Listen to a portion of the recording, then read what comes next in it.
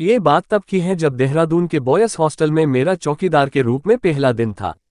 उससे पहले मैं उसी हॉस्टल में खाना बनाया करता था, पर वहां खाना बनाने वालों की संख्या बढ़ गई थी। इस वजह से आधे कर्मचारियों को अलग अलग कामों में बांट दिया था और मुझे चौकीदार का काम दिया गया, पर मुझे वहां रात को चौकीदारी करनी थी। वो हॉस्टल देहरादून के उस तरफ था जहां ज्यादातर जंगल ही था, इसलिए मुझे अपना वो रात वाला काम पसंद नहीं आ रहा था, क्योंकि वहां कभी कभी जंगली जानवर भी आ जाते थे।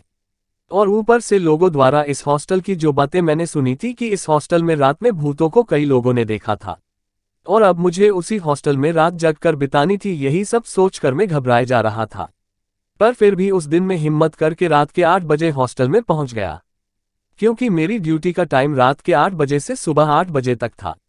मैं रात 8 बजे से आकर हॉस्टल गेट पर बैठ गया। उस समय तो सब ठीक था और मुझे अब ऐसा लगने लगा था कि जो सारी बातें मैंने सुनी थी वो सब बकवास है। पर उसके बाद जो मेरे साथ हुआ उसने मेरी राय तुरंत बदल थी, क्योंकि रात के लगभग 11 बज रहे होंगे कि तभी मैंने देखा एक बड़ी तेज रोशनी उठने लगी, पर रोशनी हॉस्टल के पीछे से आ रही थी। रोशनी ऐसी थी जैसे किसी ने हॉस्टल के पीछे आग जला रखी हो, और यही देखने के लिए मैं अपनी जगह से उठा हॉस्टल के पीछे जाने लगा। पर जैसे ही मैं वहां पहुंचा तो वो जो रोशनी उठ रही थी अब ना तो वो रोशनी थी और ना ही वहां कोई आग जल रही थी।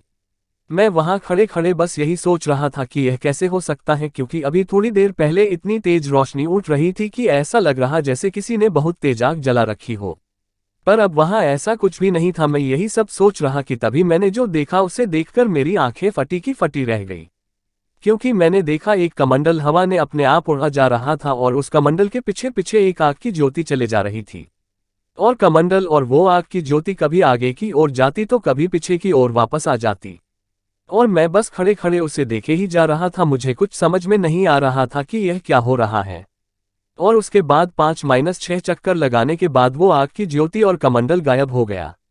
उसके बाद मैं भी अपनी जगह पर जाकर बैठ तो गया, पर मैं अभी भी उसके बारे में ही सोच रहा था जो मैंने अभी थोड़ी देर पहले देखा था, क्योंकि जो मैंने देखा था उस पर मुझे विश्वास करना मुश्किल सा हो रहा था।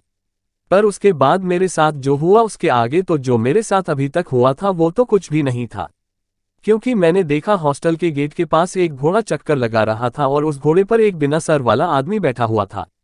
और जैसे ही मैं वहां पहुंचा तो शायद उस बिना सर वाले आदमी को पता चल गया था कि मैं उन्हें देख रहा हूं, और तभी उस बिना सर वाले आदमी ने अपना घोड़ा रुका और मेरी ओर अपना घोड़ा घुमा लिया और मेरी ओर आने लगा। पर पता नहीं उस समय मुझे क्या हो गया था कि उसको अपनी ओर आते देख भी मैं वहां से भाग नहीं रहा था। और देखते देखते वो आदमी ने अपना घोड़ा मेरे पास आके रुका और अपने घोड़े से नीचे नीचे उतरकर उसने अपनी तलवार निकाल ली। सच बताओ तो उस समय मुझे ऐसा लगने लगा था कि जैसे वो दिन मेरा आखिरी दिन है, क्योंकि एक बिना सर वाला आदमी अपनी तलवार हाथ में लिए खड़ा था और उसने जैसे ही अपनी तलवार ऊपर उठाई वैसे ही मैंने अपने हाथ जोड़ लिए और अपनी आंखें बंद करके उसके पैरों में गिर गया। और उसके बाद जैसे ही मैंने अपनी आंख खोली तो आदमी और वो घोड़ा जैसे गायब से हो गए, क्योंकि वहां कोई नहीं था। और उस घटना के बाद मैंने उस हॉस्टल में 10 सालों तक चौकीदार का काम करा और मुझे हर रात को वो ज्योति और बिना सर वाला आदमी जो घोड़े पर आता था वो मुझे हर रात को दिखते थे, और उनके आते ही मैं अपने हाथ जोड़ लेता और वो भी अपने चक्कर लगा कर चले जाते थे।